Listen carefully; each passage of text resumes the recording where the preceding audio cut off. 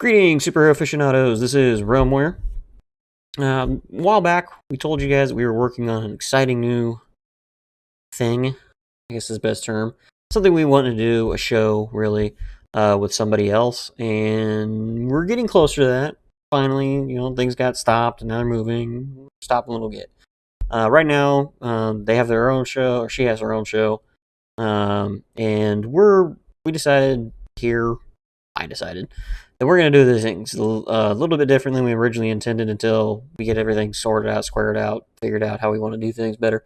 But anyhow, she made her own video on something, and then I'm going to make a video, kind of a partner video, if you will, to match up with it. And it's not going to be like my previous videos of ragging on whatever. We're not going to show the video. We're just going to take whatever topic she talked about, and then we're going to talk about it too. And I highly encourage watching both scenes, because there's going to be some things we're going to be very, very alike on, and some things we're going to differ on a little bit. And that's fine. That's the great thing about this country, is we can do stuff like that. We can talk, we can converse. And of course, we're going to do it in different styles. She's going to be very much, I call it fairy. Very fairy about it. Feelings, right? Nothing wrong with feelings. Just don't do feelings. We all know this. I don't do feelings. I'm a little bit more hard charger. Rah, rah, rah. Freedom, America, and make things go boom. So we are going to deal with the Constitution. Now, she was doing a whole video series on this, so we're going to make a playlist too of a video series. And like I said, we're just following whatever she does as far as how where she basically starts and stops. Because y'all know I can go for like an hour and a half on one subject. So this is my way of trying to keep myself on pace, on track, and not getting too carried away. We'll probably still do it anyhow, knowing me. Who cares? All right, so anyhow, we're doing the Constitution, and we're going to be doing the Preamble. And the other channel, I'm going to put the other channel into my comment section, so you can go see that other channel. The channel is called, shoot, I just heard the name, and I'm trying to remember now what it's called, and I forgot it. It'll be down there. It's like, not let me tell you a story, but I can't remember. Anyhow, it'll be. She's gonna hate me now for forgetting her channel name, but she only came up with it like 5 minutes ago. So how the heck am I supposed to remember that stuff? Eventually, I'll remember it pretty well. But anyhow, so like I said before, we're doing the Constitution. We're going to be doing the preamble to the Constitution first, because we want to take these things into bits and pieces. It's a lot easier to understand. Now, another thing that's going to be in the comment, or not the comments, but the description, is going to be a video to the, I know this is going to sound weird, and I don't care, but it's going to be a video out to the Schoolhouse Rock version of the preamble, because I think it's awesome. It's very important to read, because it explains things too. So you basically will get it covered from 3 different directions by watching 3 different videos. But anyhow, makes life easy, because that's what we do here at Realmore Studios, make your life easier. So, like I said, we'll link her video that partners with this. Hopefully, she'll link ours too. Who knows? And then, like I said, we'll also link the video, because I know it's out there on YouTube somewhere. But we'll also link the video for the preamble, as done by Schoolhouse Rock, which is cool music and whatnot. We've done that before for actually one of our gaming videos to help explain what I was singing. But anyhow, so let's go ahead into this. So we're talking about the preamble, and the preamble states that we, the people of the United States, in order to form a more perfect union, establish justice, ensure domestic tranquility, provide for the common defense, promote the general welfare, and secure the blessings of liberty to ourselves and our posterity, do ordain and establish this Constitution for the United States of America. Now, okay, that's a lot of words, and as you know I like to break things up into small little segments, break it all apart so we can understand what's going on. Normally when I break things apart, it's so I can rag on whichever knucklehead, wherever that knucklehead happens to be, rip them essentially a new one. And I need to move this out of the way. It don't look like I'm moving anything out of the way, but I'm moving something out of the way. All right, because I want to highlight here. So, we the people. You hear this all the time, because that's a preamble, right? We the people. It's the very first 3 words.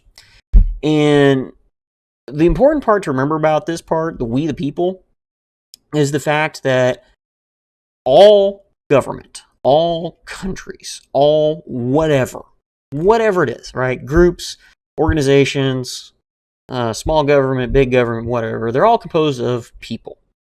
The thing is, when the United States was originally established, everybody up to that time, there were the people in power and everything else. My camera's angled all weird now. Here's the people in power, and here's all the plebes. Here's all the noobs. Here's all the morons, all right? They're all the scum, the peasants, whatever. And that's just the way things were. For everyone, everywhere, nobody thought anything weird of it. Just how things were.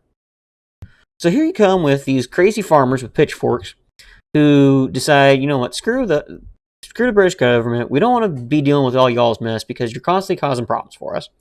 So we're going to flip things around. What we're going to do instead is we're going to make the government work for the people as opposed to the people working for the government. Now this is, to us, you know, some of us that actually pay attention to how government works and actually learn something in high school, you're going to be very familiar with this concept. This is something that doesn't sound that abnormal because it's something we've lived with for the past 200 some odd years. But for the time, this was weird. Nobody did this, all right? The only people known to have done anything close to something like this, they tried, they failed, was the Greeks, all right? They're basically what we believe to be the founders of democracy. So, and this is the ancient Greeks, not the Greeks of the day. They might have some too, but at the time, that the two weren't the same. So anyhow, the ancient Greeks, which is where we stole democracy from in the first place, they worked on this, that everybody got to decide on something, but it was still like everybody belongs to the government. So the government's still in charge. Well, in this one, the United States is like, no, that's not how we play. That's not how we're rolling. We're going to put the people in charge, make the government work for the people, which is completely backwards. It's just completely wrong according to everybody at that time. Now, obviously, after 200 years of what a lot of people keep referring to it as the Great American Experiment, we found out, no, actually it works great. It's the greatest thing ever. All right, so, but anyhow, so we the people, it's about us, the people. We're the ones establishing the government. We're the ones wanting to get things done. All right, and of course it says of the United States. Now, this piece here is actually kind of important to remember. For us, we've been knowing the United States of America as this great big country with a whole bunch of little pockets all over the place. But you actually have to, when you look at stuff like this, you actually have to go back into time a little bit, jump in your time machine to understand what was really being said here. So, starting off with just the one word, states. All right, state and country is essentially synonymous. Even today, it's considered to be synonymous. So, think of this as the United Countries or United Nations, right? Either one works. They're all the same. Originally, when the states were established, they were all considered their own private little entities. Everybody was working together under what was called the Articles of Confederacy, but they're kind of butting heads a little bit, right? Just like anybody does. Everybody does that all the time. And anyhow, so they wanted to put forth this idea that we're all going to be united. All these little countries, and at the time they weren't called countries, they were called colonies. Up until, like I said, I didn't say, but Declaration of Independence comes into play. There was a great big war fight. We told Britain to go pound sand. And now we have all these little colonies, all these little states, essentially. But we want to let them unite it because, as has been said plenty of times, united we stand, divided we fall. And, of course, that's just the way things are. You see this throughout history coming forward from this point, how people constantly refer back to this idea of we need to be united, we're going to fall apart.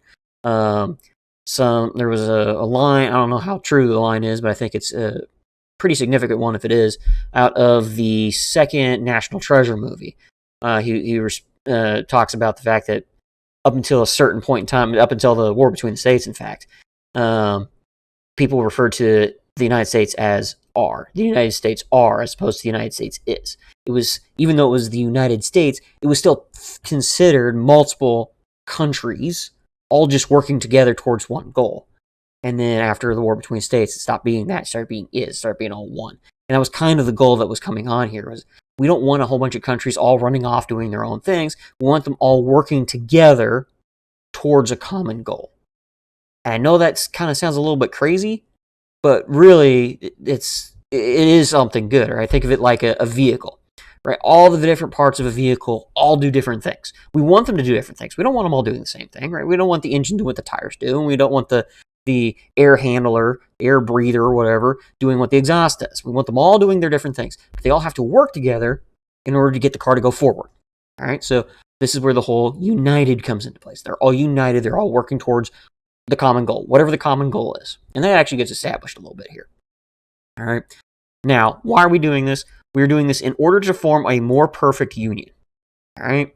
Not a perfect one, but a more perfect one. We're trying to get it better. We're trying to make things better. This is one of the things that the modern world is having a really hard time grasping, is this sense of that you could actually get to perfection. Now, something that the founding fathers knew, not thought, not believed, knew, right? Especially, always got to pay attention to the words being used here. One of the things the founding fathers knew was that we were human beings. All right? We came from God. God made us. God is perfect. Human beings aren't. That's all there is to it. Anything made by, well, my phrase has always been, anything made by man can be destroyed by man. So the same thing goes with countries. All right. Same thing goes with government. Same thing goes with whatever it is that we make, right? Whether it be buildings, whether it be unions. If we can make them, we can break them. And we're pretty good at breaking stuff. Let's just face facts. Not just as Americans, of course, we love to blow stuff up. Just as human beings, we're just really good at breaking stuff. We've had this, I've heard plenty of people say this, and I'm wholeheartedly 100% behind them. There could never be a successful zombie apocalypse, and there could never be a successful alien invasion, because the United States in particular, and the world in general, is just too darn good at killing something. And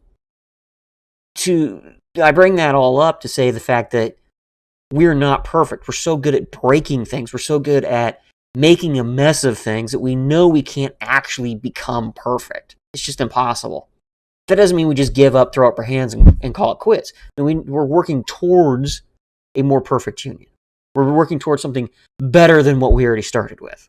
And before, like I said, they're all squabbling, they're all fighting.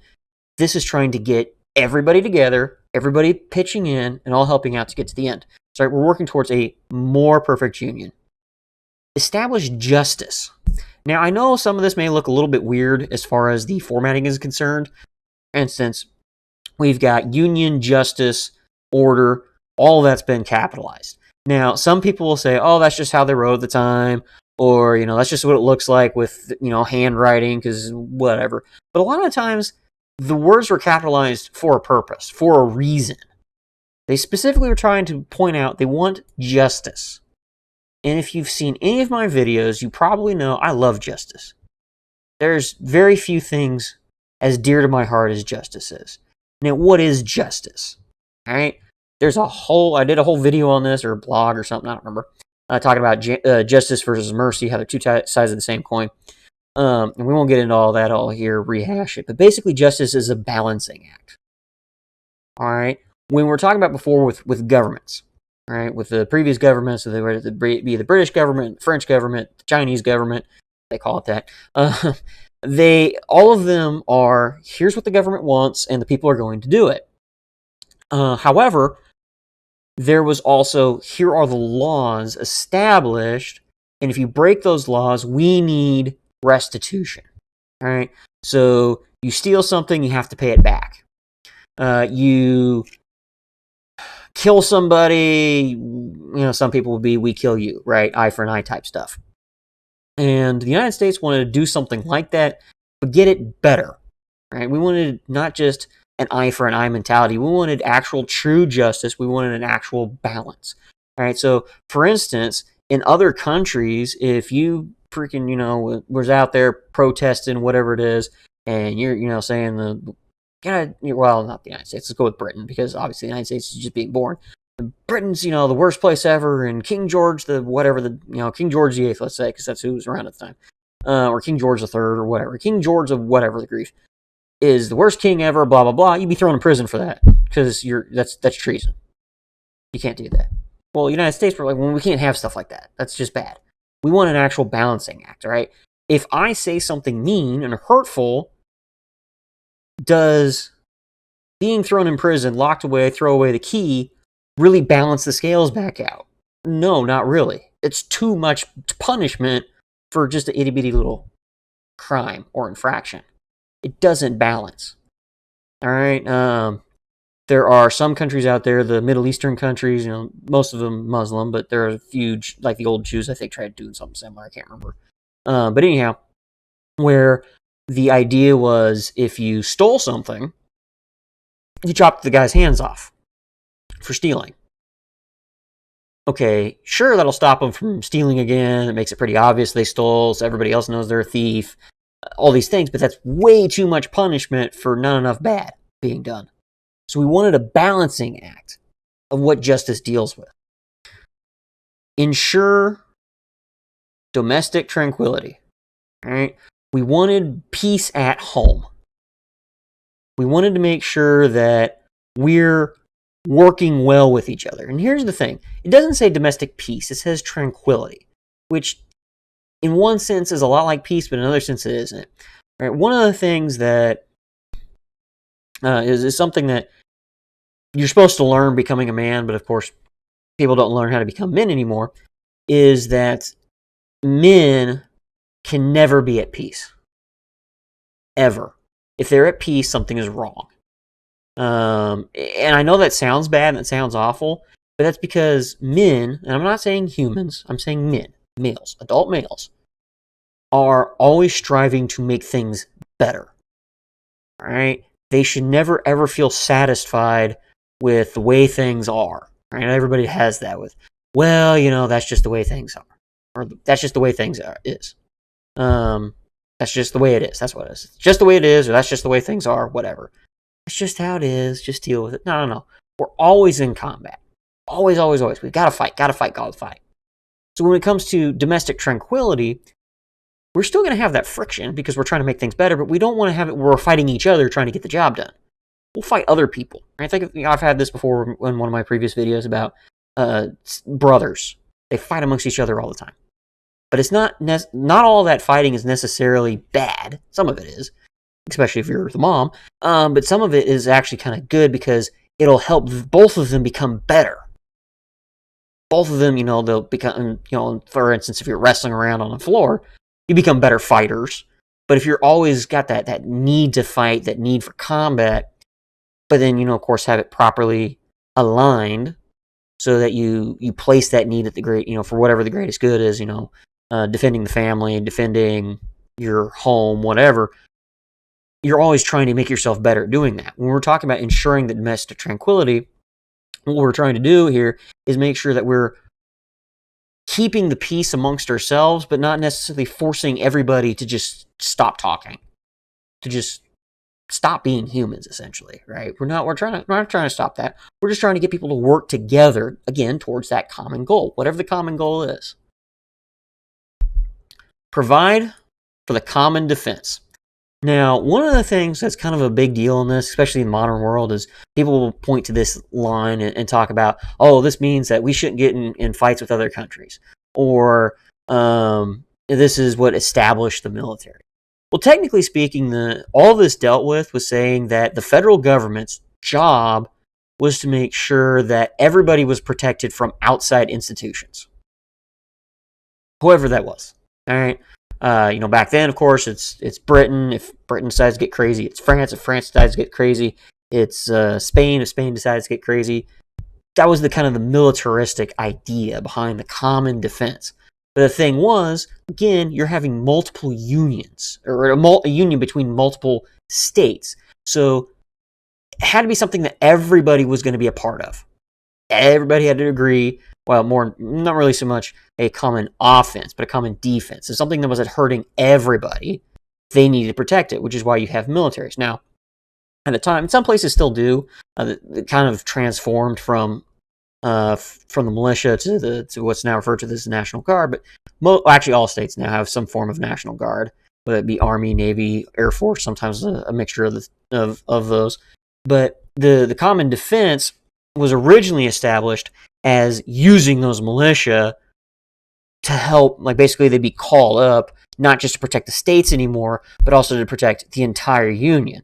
But then after a while, the United States, well after the Constitution was ratified and everything, they found out, well, this isn't going to work. We need what's referred to as a standing army. At the time, they didn't have one. But it did say here, this whole point was, we need to provide for one if we're attacked. We need to have an army ready to rock and roll in case somebody attacks us. Or we need to be able to pay for it, arm them, clothe them, feed them, whatever, house them. The federal government needs to provide for this stuff. You can't ask the states to protect themselves and then the rest of the other states just kind of ignore them. All right, we're all in this together. So that's part of it. The other part for the whole common defense thing is the idea that we as a nation are a defense nation, right? A lot of times what's been going on over the past 50, 60 years is a lot of people see us as being on the offense, right? We go after this person, or that person, or the other person. And, depending on whose side you're on doesn't really matter, because both sides kind of change up how they want to talk about it, how they want to look at it. But one of the things that a lot of people say on that was, well, if we go out to other countries, we're not protecting here at home. Or we go out to other countries and the reason we're going out there is to change how they do things. Or is to help fix their problems. We should be fixing our problems at home. Let's not get into problems with other countries. Let's just deal with what's going on at home. Well, the reason this is not a poke in the eye on foreign affairs. If we want to do that, we'll do that in a different video. This is just how it's looked at, how it's viewed. Is that the idea that started the United States into basically getting into everybody's chili actually started during the Cold War, which is what we refer to as the domino effect. Where basically the idea was we're defending our nation, the common defense, we're providing that common defense, but making sure whatever BS is going on in some other country stays out of ours. Right? So you have things like Pearl Harbor, because we said we're not actually back up one more. Go to World War I. Right? We had several of our ships getting sunk just trying to send stuff to other countries. Right? They're asking for food, we're sending them food. They ask for clothing, we're sending them clothing. Maybe they asked for armaments too, and we send that too. Well, the Germans were just kind of indiscriminate, and they just sank whatever the heck they felt like until they finally sank what's referred to as Lusancia, which was a completely 100% non-military entity. It was just a bunch of people out on, not really a pleasure cruise, but kind of a pleasure cruise. All right, there was no military aspect to it whatsoever, and the Germans sank it because it was a ship, it was in German water, and screw you. I didn't care. And America said, the heck with this nonsense. I'm tired of getting my ship sunk for this BS, and now you're killing civilians. What the flip? So they went out there and, gave them the old America whoopage and found out, man, we're really good at this. Yeah, but we're done. So then comes into World War II. Here's Europe doing their own stupid thing again. America's going over there, for the love of goodness, just shut up, leave us alone, stop being stupid. But you know what? Staying out of it. We're not coming to save the day this time. You guys got to deal with your stuff. Just leave us the heck alone. So what does Japan do? Japan decides, you know what, we want to be stupid and attack the United States. And there's a whole, one of my favorite lines out there is about waking the sleeping giant.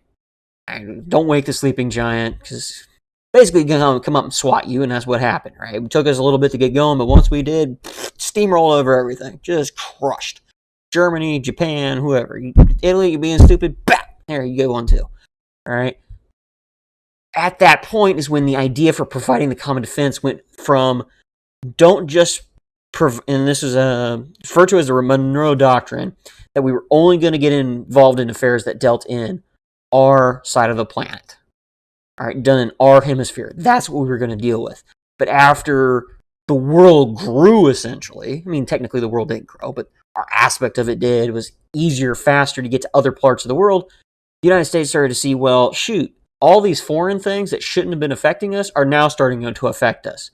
So we need to go out there, crush whatever stupid is happening so that people back home are still being protected. So they don't have to deal with it. We didn't want another another Pearl Harbor. We didn't want another Lusancia. We did a fairly decent job up until, of course, you had Korea, which, and then you had Vietnam, which got really nasty. And then we did all the stuff overseas. We did, with Saudi Arabia, Afghanistan, Iraq, during what's referred to as the first Gulf War. We're over there and we're kicking backside, but we're not doing a hot job on it. And we did, militarily, we did an awesome job. We went over there and freaking kicked rear.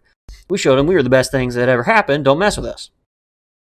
And then we kind of stopped. We pulled out. We're done. We finally cleaned up the mess. We're going home. Well, then some punks decide, you know what, we want to get restitution for that, and 9/11 occurs. So then the idea, well, I guess we got to go back over there and do this all over again.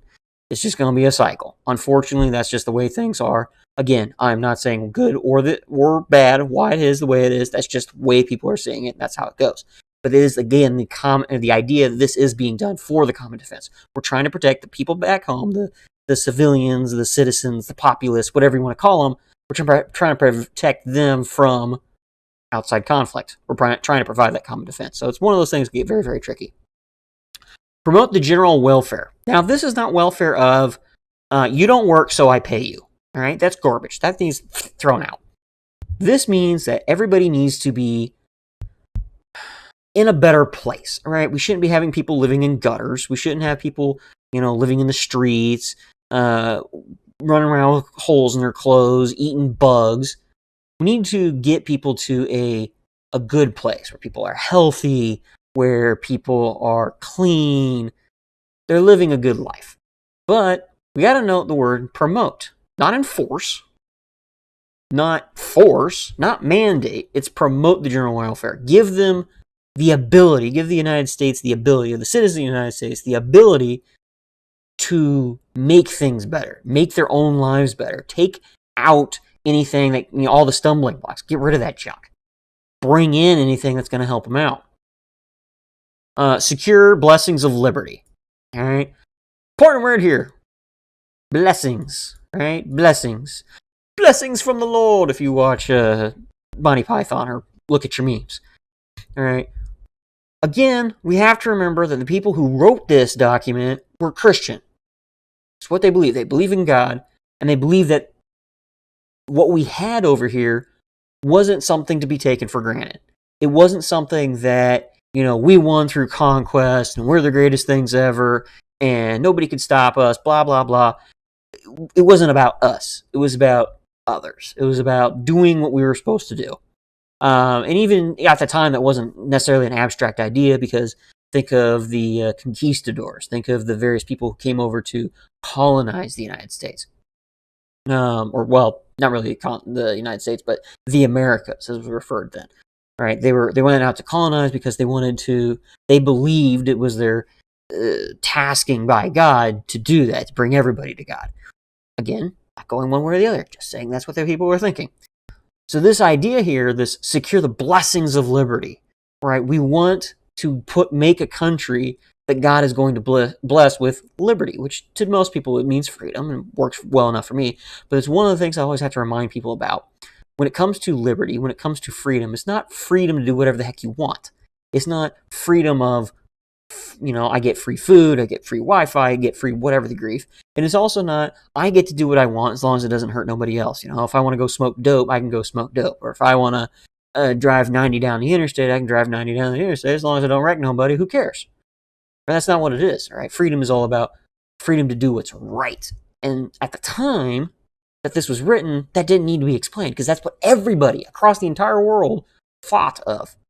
All right? It didn't matter which religion you were in. It didn't matter if you were Christian. Didn't matter if you were Muslim. Didn't matter if you were pagan, Jewish, whatever. Everybody kind of had this idea that you did what you were supposed to do, and you should be allowed to do what you're supposed to do. And most countries just the second part they kind of throw out, right? You're just supposed to do what you're supposed to do what you're supposed to do. And the government made the rules on what you were supposed to do, what you weren't supposed to do. This one was basically, no, we're taking the government out of the equation, and we're saying you're supposed to do what God tells you to do, right? Don't add in extra features here. No, that's just dumb. So anyhow, we want to get blessed with liberty. We want to bless the country with liberty, but not only liberty, but the liberty itself gets kind of pointed out here. Blessings of liberty to ourselves. We want to have some freedom. We, the human beings, the citizens of this nation, want liberty, but also we want liberty for our posterity.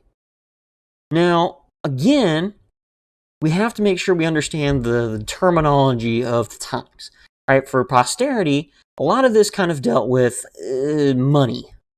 And this is kind of a little bit hard for me to describe without getting it wrong. I'm going to do the best I can. I'm probably still going to not describe it very well.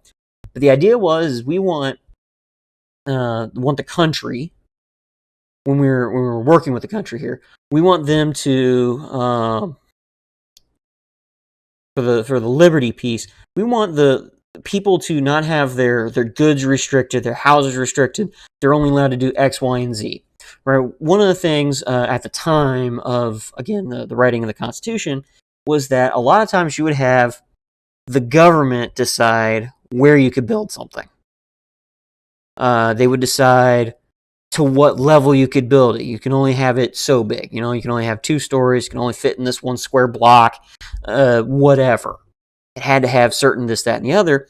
And when we come over to America, well, we got all this room. Now, other countries, especially like, say, Britain, there wasn't a whole lot of room. So stuff like that was kind of a necessity because you only had so much room to work with. But you're coming to America and you're like,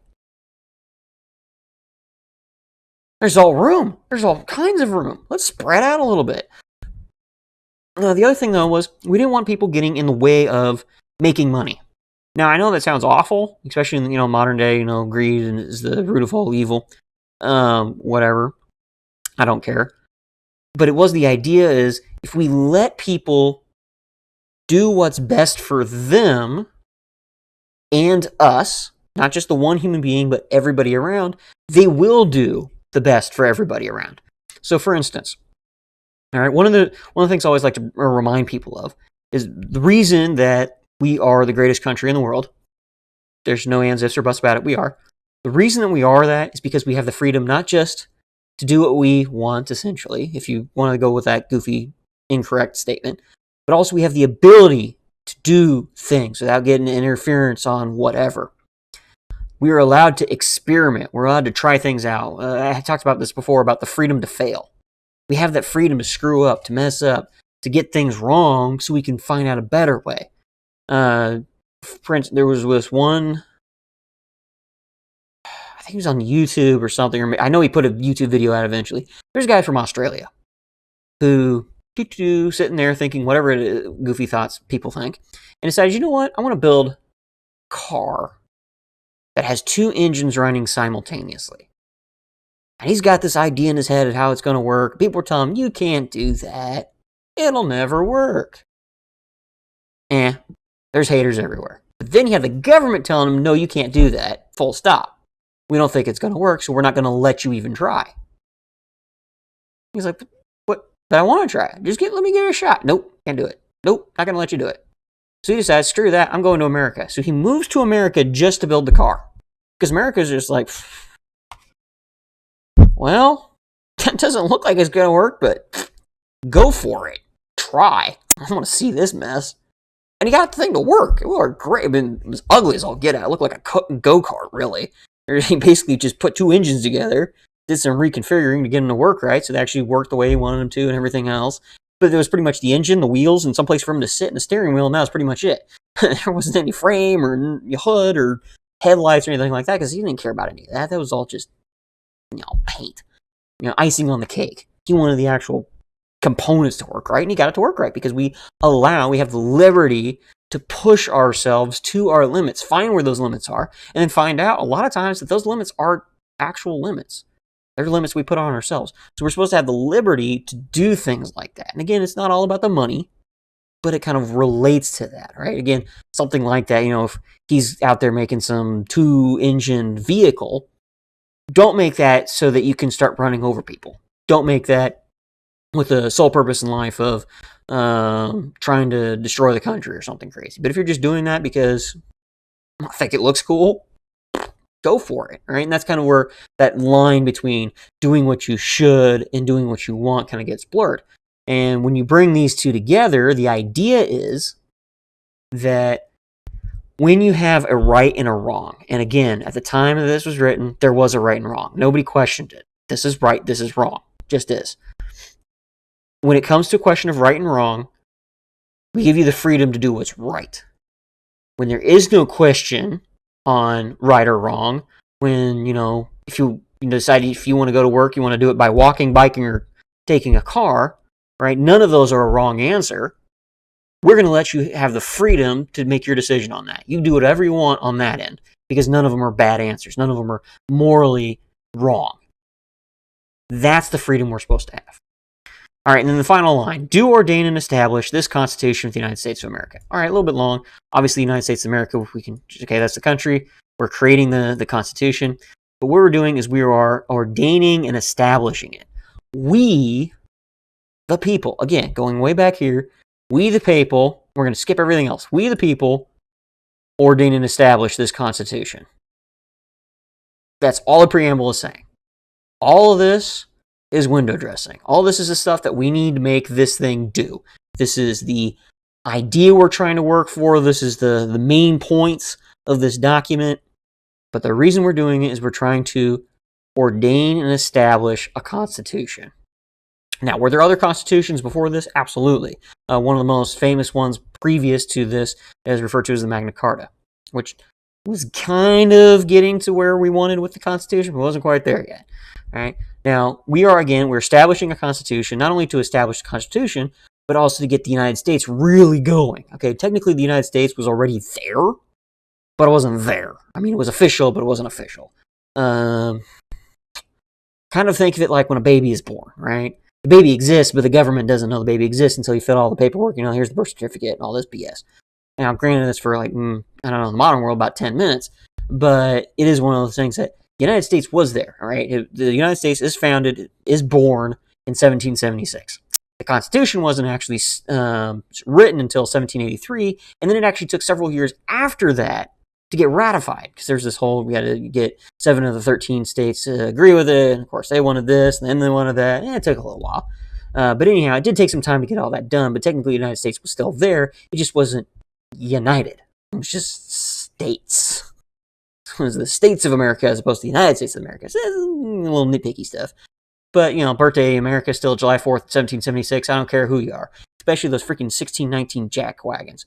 But anyhow, we are establishing this country. That's what this document is set up to do, what it's going to do. We're going to put the rules in place of what the government can do, what they can and can't tell people that they can do. One of the other things, though, to point out is they do say establish, which is great. They also talk about ordaining it. Now, if you've never been in a religious environment, ordaining is kind of an odd word to even talk about. Well, ordaining is actually something that you do in religious ceremony to a certain extent, where you put somebody in power above you.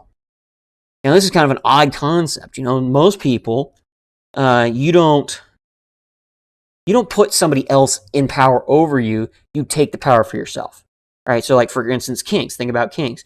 Kings were granted the title of king, usually either via conquest or because they were the son of the previous king, or something along those lines. So there's all these rules. Okay, we follow the rules. Okay, check the boxes. Boom, you're the king. So it's very odd to put somebody in charge over you. You're actually giving permission to somebody else to do it. Now, the reason I bring up the religion thing is that's really the only time we ever talk about this, is because you give another human being, in this case, I shouldn't say originally, but you give somebody, say, a priest, the ability to kind of order you in religious affairs. You're the one, we have decided you're the one that's going to tell us what we need to do. And now normally with that kind of ordination, a bishop will ordain the priest. A bishop is going to kind of not necessarily work on behalf of people. It's kind of very confusing, I realize. But it's something that you are putting somebody over the mass populace. But the people have to agree to it. You can't just force this rule of law down on people.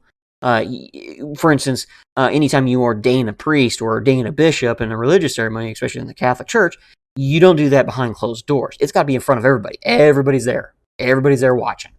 Or maybe not physically there, but it's open to everybody who wants to show up. And a lot of times when it comes to ordinations, the doors or the building is just packed.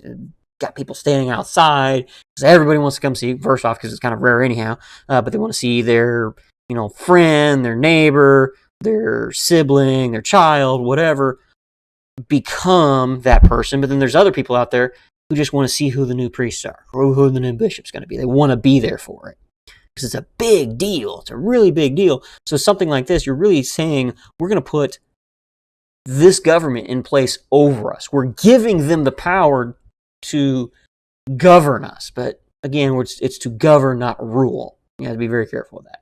But anyhow, here we have, again, here's the Constitution of the United States. We have just the preamble that we talked about, and we're sitting at, and I got to switch over to my other screen here because I got multiple screens. Come over here, Dorcas. What are we sitting at here? I mean, you guys are going to see it just by looking down. I have to look at my clock. And, oh, yeah, 40 minutes. I told you it was going to take. The company, partner, company, whatever you want to call it, YouTuber out there, got it all done in like 15. I knew it was going to take longer than that. But anyhow, so here you have it. You've got it in 40 minutes. If you like this, make sure to give us a like so we can see it. Again, as always, if we see things missing, like those dislikes that YouTube decided to get rid of, if we see those dislikes out there and you dislike our channel because whatever reason, I'll put that in the comment section. It don't bother me if you don't care for my channel, but you got to put it in there so I know to put it into the comment section. So anyhow, again, if you like the video, tell us you liked it so we make more of it. If you didn't like the video, put the thumbs down. But if you're going to put in thumbs down, tell us why. Just give us a reason why. If you hate us because we're proud to be American, screw you. But at least you told us that's the reason why. If you think it could have been better, you could tell us that, and we may or may not agree with you because we're Americans and we can do that kind of thing. But anyhow, I'll leave that up entirely in your hands. Next time, we'll be around and we'll try to see if we can't, we'll see what the next video is. This is Realm Warrior signing out.